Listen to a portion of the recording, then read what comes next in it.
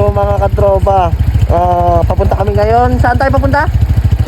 Papunta kami ngayon Kalawit. So ngayon dito kami sasakay sa balsa. Ayan o.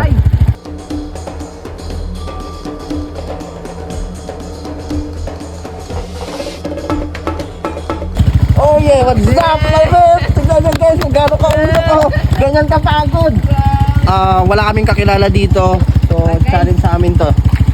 Makikikain muna kami naman sa mga bahay-bahay dito. Mga katropa, ay bago po tayo makakapunta dito sa Kalawit, kailangan muna natin dumaan ng ilog. Yan po ay yung Quezon, ito yung Kalawit. So ang pagitan naman po niyan ay ito yung ilog. Ito yung tinatawag nilang balsa. Yan. Di ba? Pag papunta po tayo dito ng Kalawit, may entrance po ito na nakakahalagang 50 pesos.